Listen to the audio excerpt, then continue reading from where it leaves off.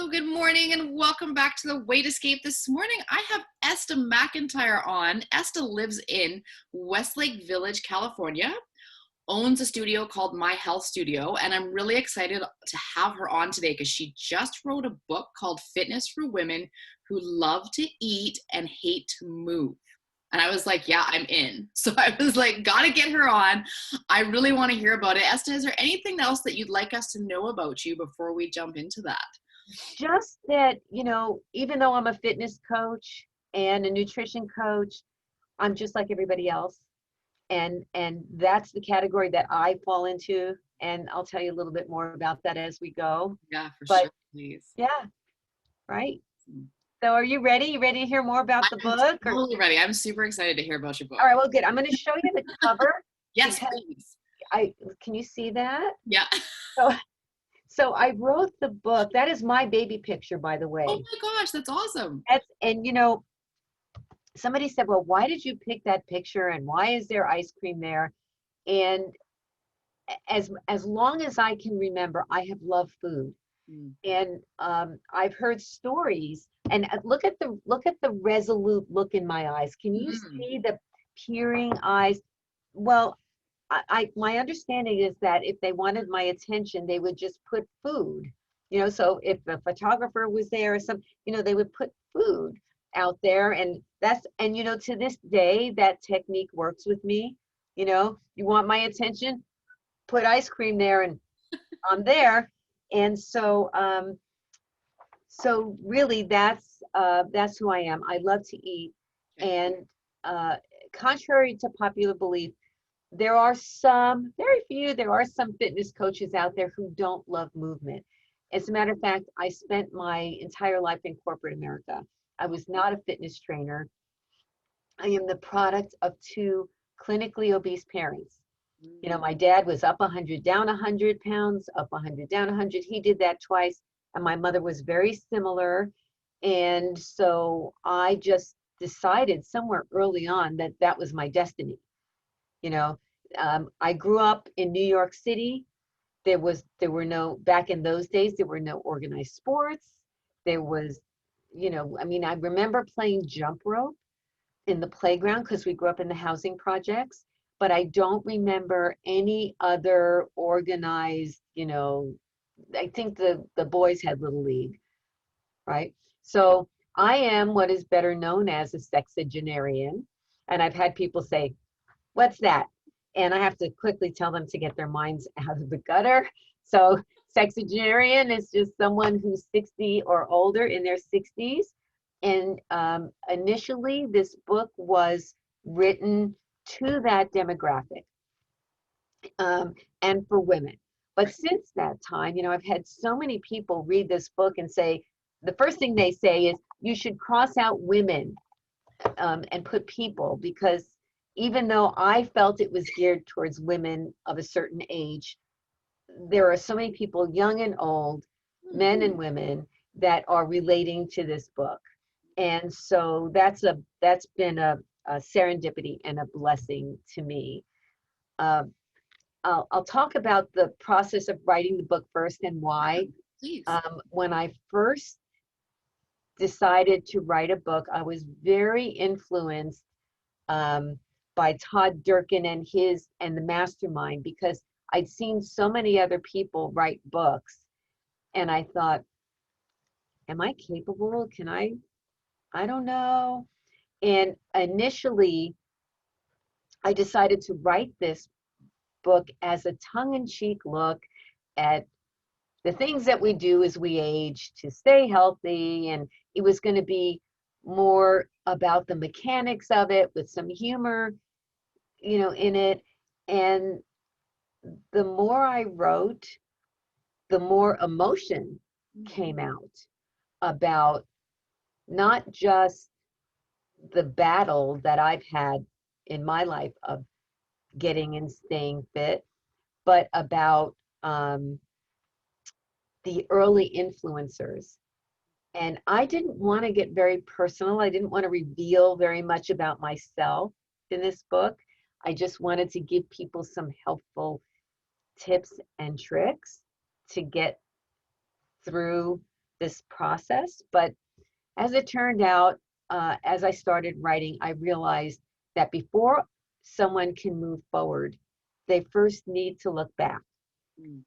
So, I needed to explore what my childhood influencers were as it related to using food for comfort and how I associated food with love and celebration and sadness. So you're happy, you eat, you sad, you eat, eat. And that's how I was raised. And until I could go back and look at that to see how that impacted me, I couldn't tell people how to move forward. Mm.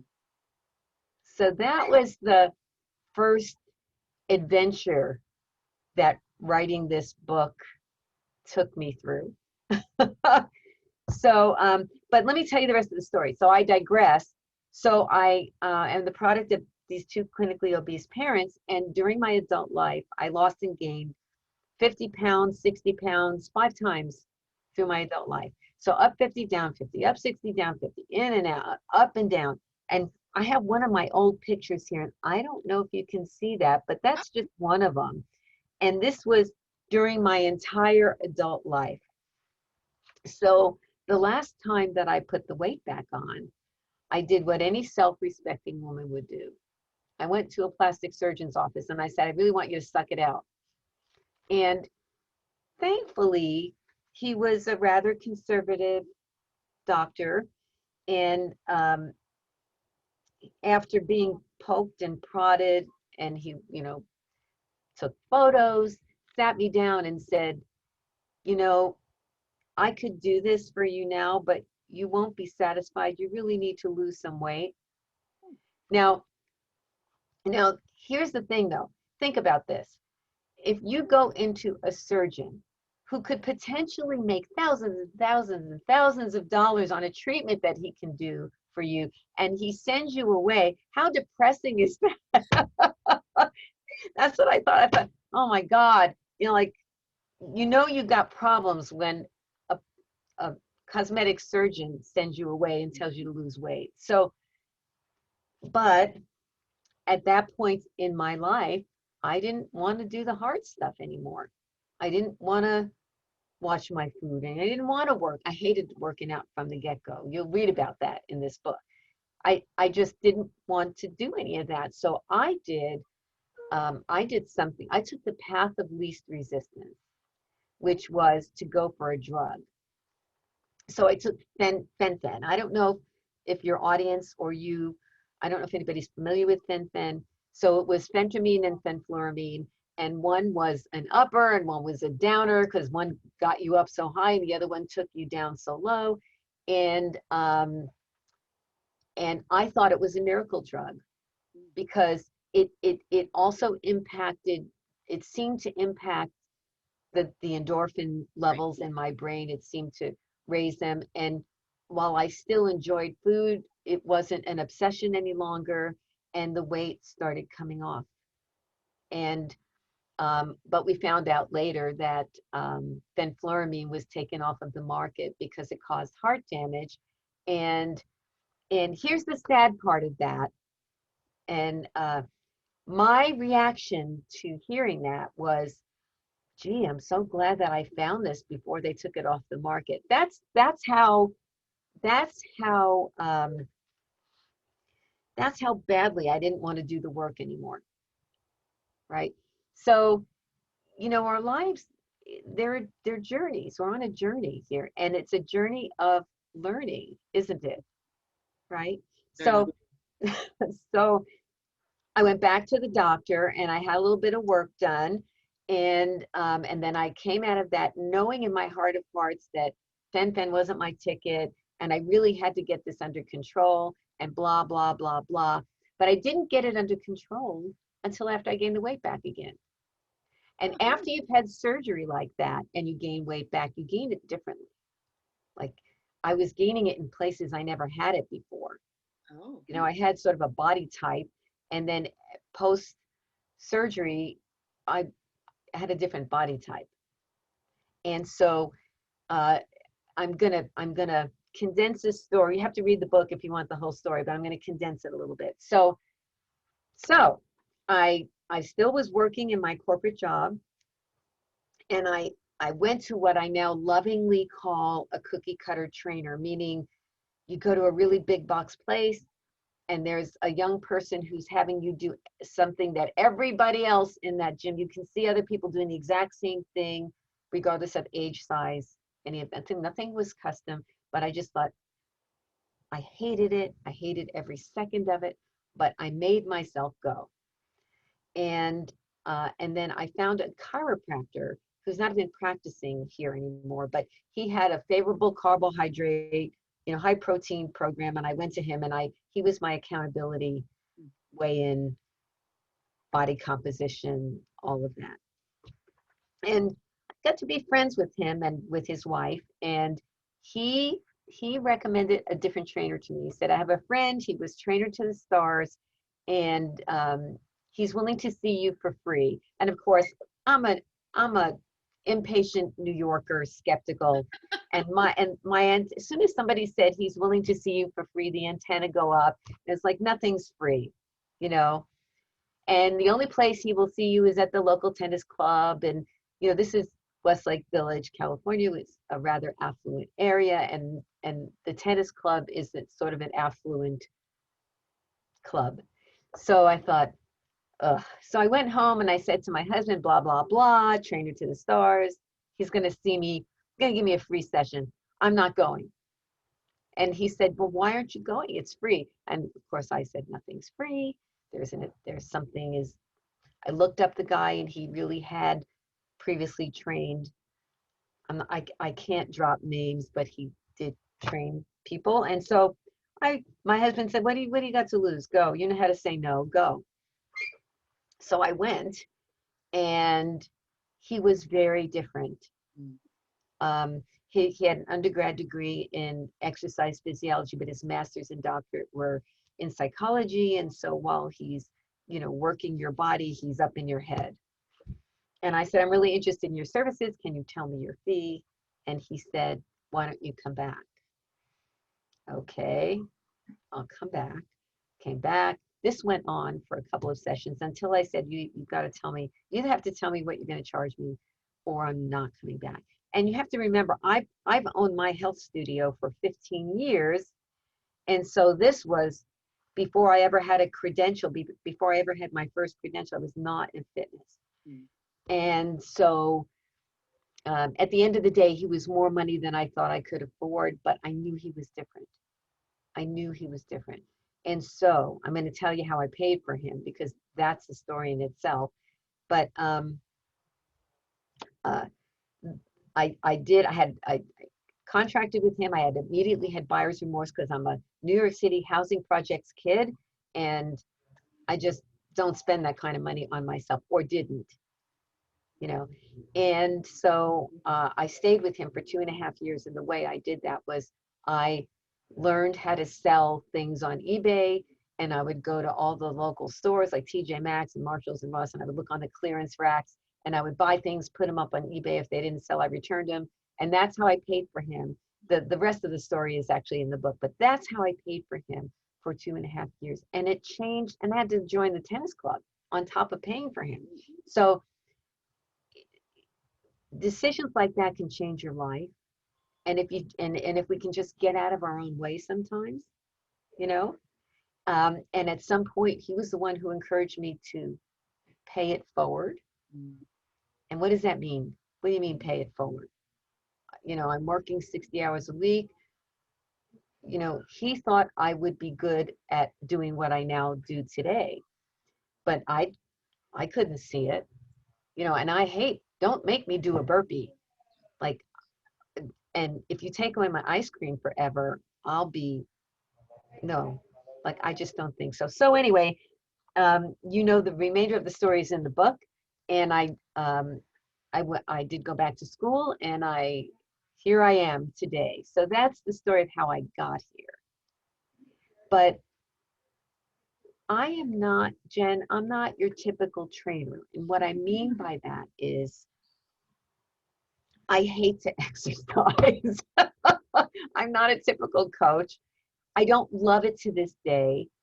And as I mentioned, the only thing I remember growing up was some jump. We played double dutch, you know, like in the playgrounds, and dancing. My dad and mom, they loved to dance. And to this day, I adore dancing. So I remember like that kind of movement, but nothing else, nothing else. So um, how I got to do this is a miracle in itself.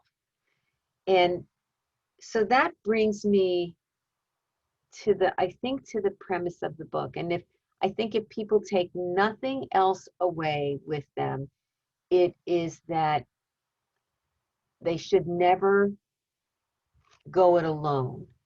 So if if you're trying to be healthy for the long run, then my biggest mistake was I kept saying, God, I'm successful in all these other areas. You know, I'm a high income earner. I'm this, I'm that. I should be able to do this by myself. I don't need help.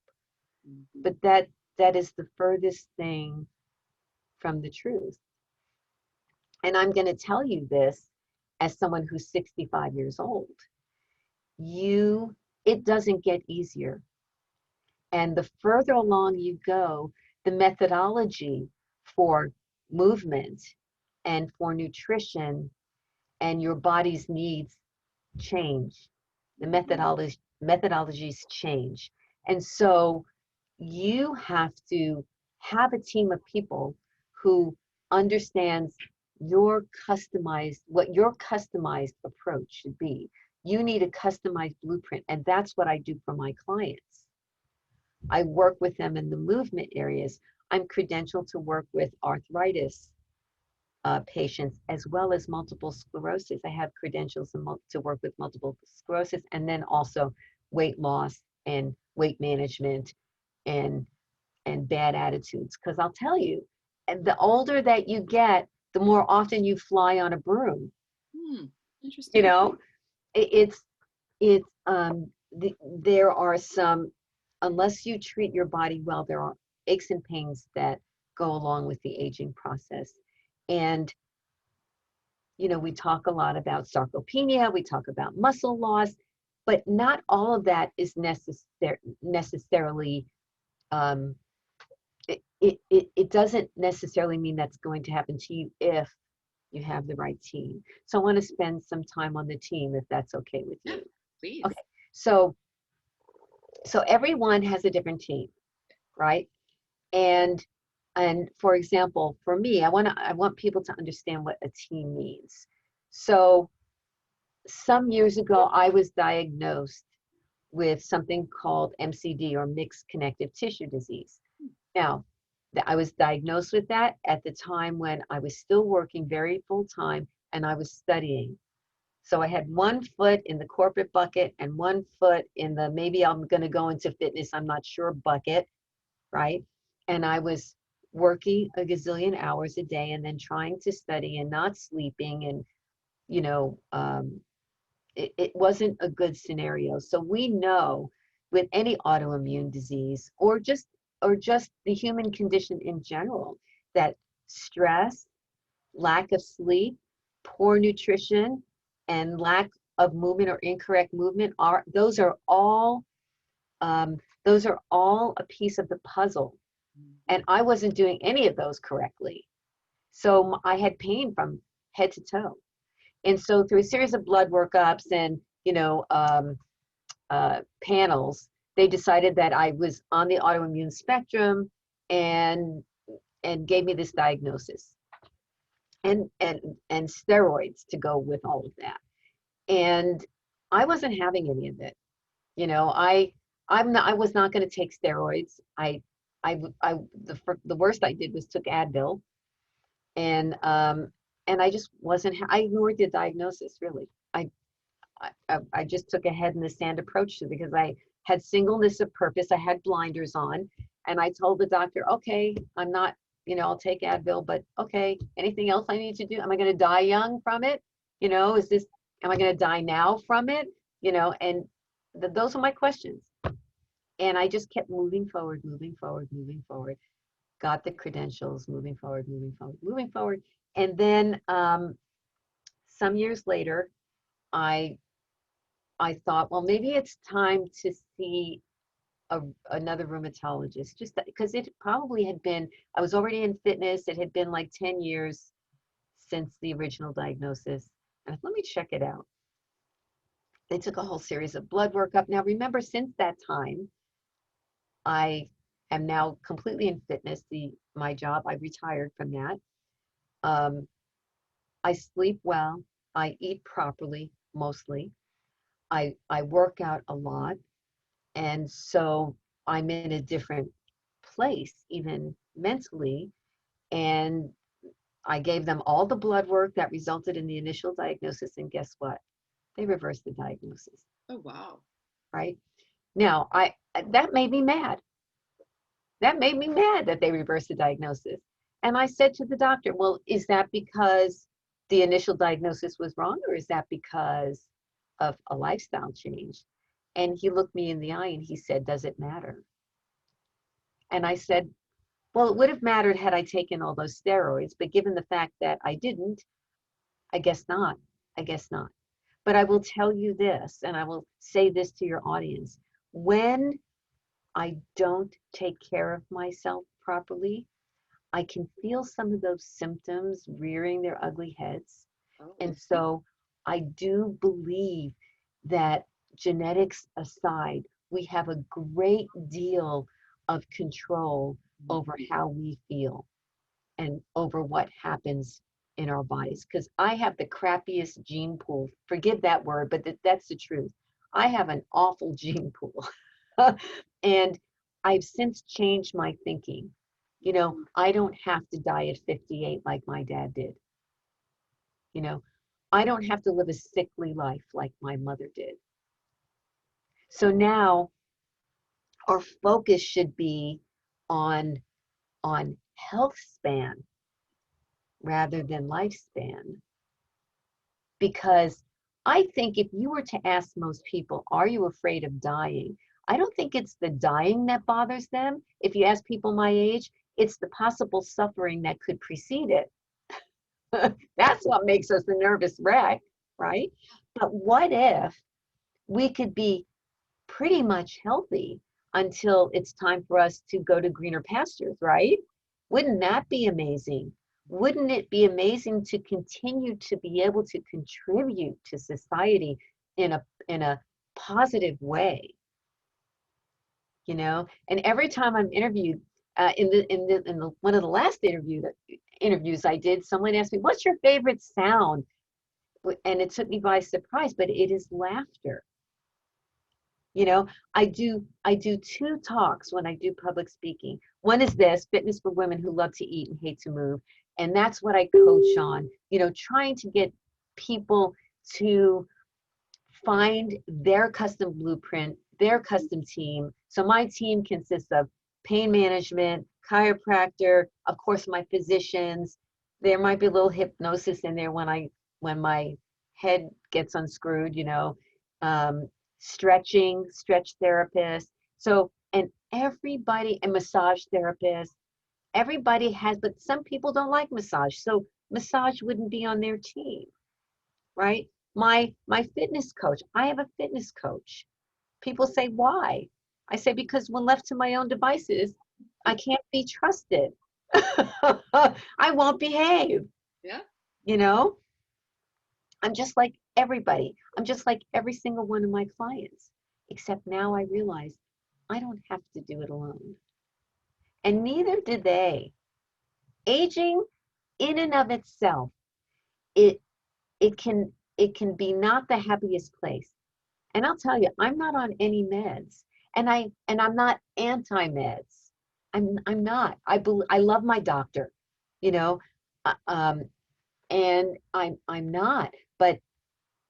But I if in as much as I have any control, I would prefer not to be on a med, and I would prefer to try to handle whatever challenges I might have holistically.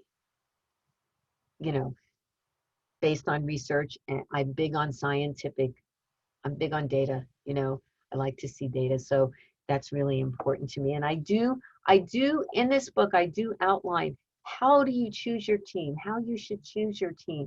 What is it that you're looking for? Right. And I know probably for you guys, for us here, one of the bigger challenges is, gosh, there's so many, just in the area of nutrition, there's so many nutrition plans, and how do I know, and who do I this? And that's what I help people choose, because what works for me may not work for you. And you have to find your happy place that will get you through life in a healthful manner and allow you to age with grace and dignity. So that's my area. It's an underserved population, Jen. Underserved. Very much so. Right? We're really, I love youth. We're into the youth. And I love working with young people. They're fun. I can make them do things that my population wouldn't think of doing. However, we're underserved.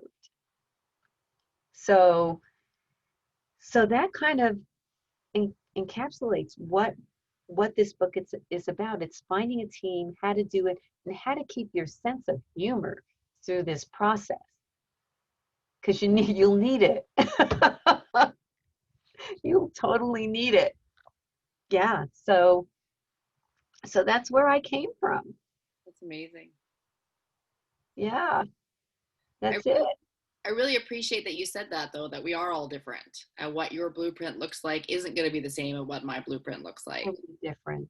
Because I think sometimes we try to think, oh, well, this is working for my friend, so this is what I have to do. And it's so not right for you. Right. I mean, we have people in our community, and I get these people in the door all the time. They're, I'm gonna call it, 55 and over, or whatever it is, and they just came from the local boot camp, and they're injured because they went from 0 to boot camp.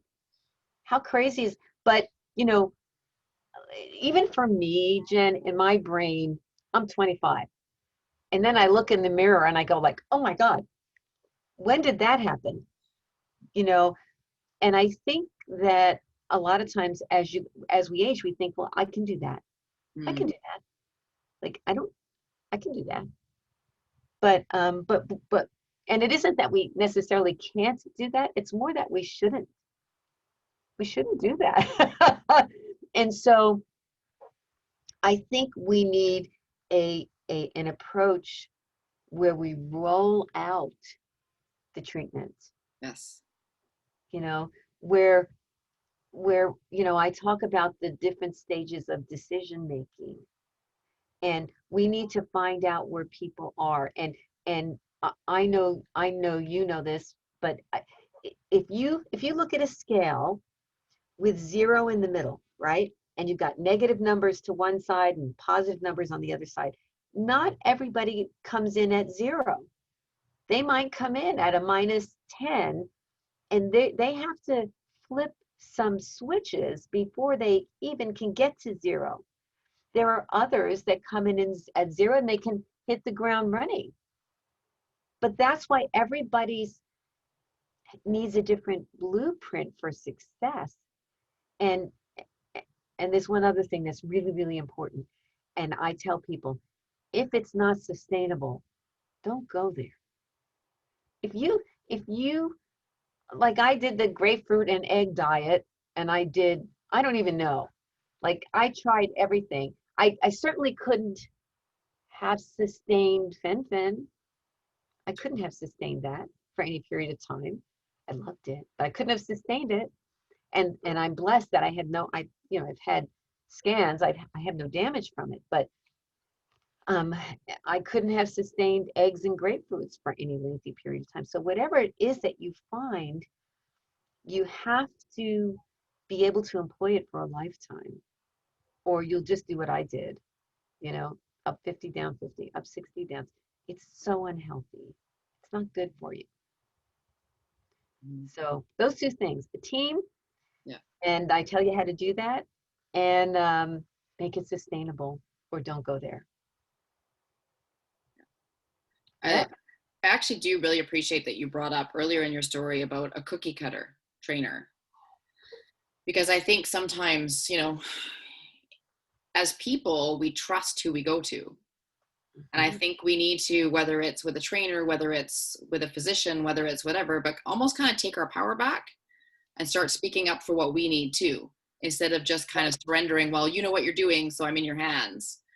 But being an active, participating half of that partnership. So I love the fact that you're talking about building your team, but I think it's really crucial to also remind people that you need to be an active part of that team and not That just is walk such in a and be great, like, tell me what I need to do. I mean, yes, that, there's a piece of that that's okay, but you need to be able to share who you are, where you're going, why you're going, and be an active part of that partnership, because then you're going to know if Mhm. you found the right people too. I mean, I know like you've discussed in your book how to find it, but we Yeah. need to have an active role in who we're looking for too. And if something doesn't feel right, you need to be able to speak up and say, well, hold on, doesn't mean it's wrong. But be able to open that dialogue too, because, you need to be getting what you need out of that partnership. And I think That that's is really so true. You really don't want to be a cupcake. Forgive the food analogy, but okay. you really don't. I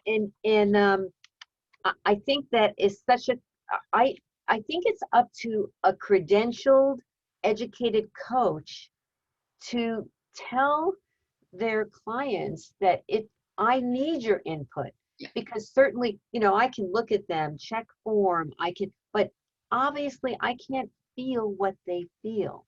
yeah. You learn to read expressions, but nevertheless, it's so important. I want to read you the first quote in this book, Mm. and I haven't been able to find out who said it. Everywhere I look, it says unknown. Oh, But it says, be the kind of woman that when your feet hit the floor each morning, the devil says, oh crap, she's up. I love that. And, and that illustrates, you know, exactly what you're saying. Hold on to your power, take your power back. Yeah. Even if my physician says something that doesn't resonate, I'm going to research it and ask questions. And so, and that's why education is so important to me. I'm constantly taking classes, going back for more credentials. I keep on, because this industry is ever changing. Yes. There is nothing ever static. If it's not keto, then it's low carb, or it's high carb, or it's no carb, or it's it's crazy, and people, whatever the latest fad is, or whatever their friend, had success with, they're going to jump on that bandwagon, because weight loss and health and strength is so emotional, you know, and that's where I work with people. I mean, I if somebody comes in and says, if they're a size, I don't know, whatever, a bigger size, and they come in with a teeny tiny little dress and they say, I need to fit into this for a wedding that's in 3 weeks. I'm not your person. you know uh, you know I help people with reasonable Hmm. plans so that they can move forward with dignity and grace, and not lose their lives to the emotion of trying to be and stay healthy, if that makes sense. So it's a package. And I think though that people in my age range kind of get that, because what happens is, and you'll get there, you'll know, but what happens is you reach this point and you say, I'm not doing that anymore. I'm not giving, I'm not, nope, I'll never do another burpee in my life. Whatever. Or I'll never, I'm not giving up everything in my life unless there's some compelling uh, reason, medical reason, or, you know, you reach a point where you think you've earned some things. You feel like you've had enough of the school of hard knocks. Mm. Now, that may or may not be true, but that is the attitude. You reach a point. And I love working with this demographic. I love it because we're strong. Mhm. You know, we're strong, we're underserved, we're smart, and we're actively aging. We're not sitting in rocking chairs. You know, we're still producing. I don't know, I'm not wired to sit still, but I think most of my generation, we were raised with work ethic. Mhm. Not that, not, and so don't write me any letters, anybody, because I'm not saying that people that are not in my generation don't have a work. I'm not saying that. I'm just I'm just speaking to my generation and our experiences of how we were raised with. I'm certainly a lot of you are working hard, so don't get mad at me. You know, you have to have disclaimers, right? Right? So, but the book, you can get the book on Amazon. It was a bestseller within a few days in I think 5 categories. Nice. Yeah, so it's an easy read. It's probably no, 3 hour read maybe, and it's funny. There are ebbs and flows to it. I'm proud of it, as you can tell. Um, of course, when you're a new author, though, you go back and you look at it and you say, "Again, should have done this. I wish I'd done that. Oh God, did I write that?" You know, but it can be. You can get it on Amazon, and you know, I have two websites. One is my brick and mortar website in Westlake Village. That is for that's I've been doing that for the last 15 years. It is a wonderfully unique fitness studio that serves this demographic mostly. You know, we have the curve, you know, but the lion's share are I would say 45 to 75-year-old actively aging. That's my brick and mortar, and that is myhealthstudio.com. But then we also have my private brand, which is where you can buy the book, you can get a signed copy of the book, you can get coaching, you can get a free 20-minute session with me, consultation with me, and that is estamcintyre.com. It's ESTAMCINTYRE.com. We'll make sure that goes out with this too. Don't Yeah, worry. yeah. Thank you. And yeah, and I love to talk to people that have questions or don't understand the aging process, and what perhaps we can do to make it a little bit more palatable. Mhm. Notice all my food analogies? Yes. Yeah.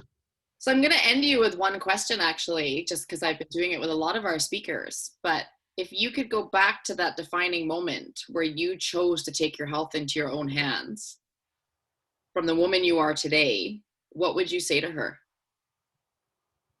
What took you so long? What took you so long? I think also I would tell her that pride cometh before the fall. You know, don't be so proud that you can't ask for help. You know, I mean, I think this is what you do too, Jen.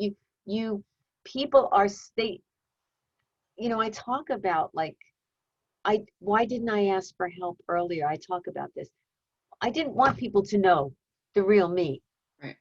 you know, and the reason I lost and gained that weight so many times was because I always took the path of least resistance, Mm.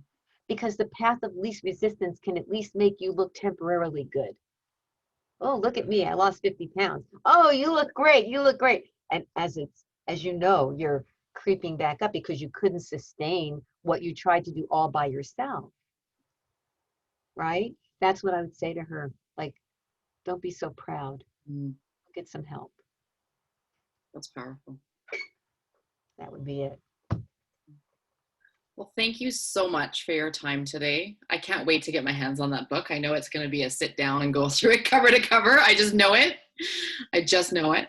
But I really appreciate you sharing yourself and sharing so vulnerably with us. I think there's a lot of people that can relate to many, many, many pieces of what you're saying. And I think it's so important that we get that out there so people don't feel alone. Yeah. Well, thank you for having me.